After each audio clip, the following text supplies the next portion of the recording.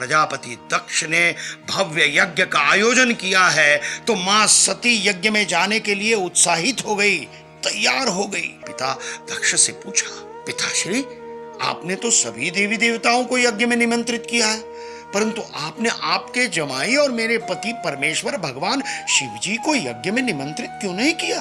तब प्रजापति दक्ष ने सभी देवी देवताओं के सामने, माता सती के सामने भगवान शिव जी का घोर अपमान कर दिया और अपशब्द कहे।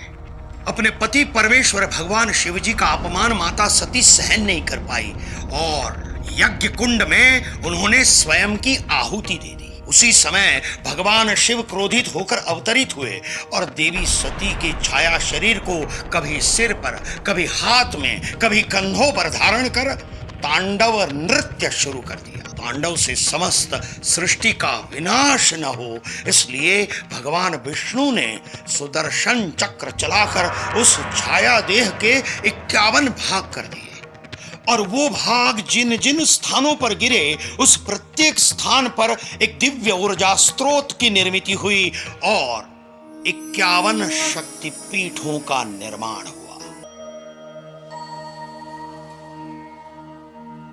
नासिक के जनस्थान पंचवटी में स्थित यह भद्रकाली मंदिर भारतवर्ष के 51 शक्तिपीठों में से एक है। मित्रों, पौराणिक कथाओं के मान्यता के अनुसार यहाँ माता सती की चिबुक यानी ठुड्डी का भाग गिरा था।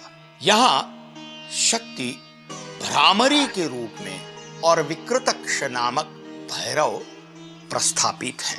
देवी भक्तों के मन में भी तीव्र उत्कंठा और तीव्र इच्छा प्रकट होती है कि वे भी इन सभी के सभी 51 शक्तिपीठों के दर्शन कर पाए और वहां की दिव्य ऊर्जा को प्राप्त कर सके।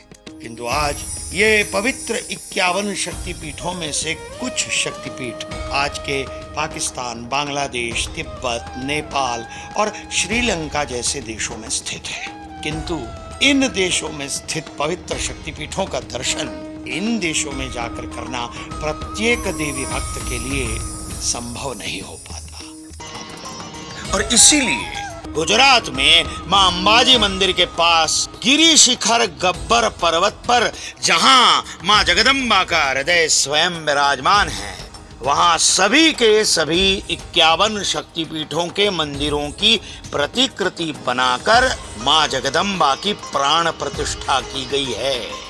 यहाँ सभी मंदिर केवल शक्तिपीठों की प्रतिकृति नहीं, अपितु यहाँ के शक्तिपीठों की पूजन विधि भी मूल शक्तिपीठों की पूजन विधि के अनुसार ही की जाती है। चलो, बुलावा आया है, माता ने बुलाया है, चलो अंबाजी मां के हृदय के पास। गुजरात पवित्र यात्रा धाम विकास बोर्ड और गुजरात टूरिज्म आपकी प्रतीक्षा कर रहा है। चलो अंबाजी, जय अंबाजी।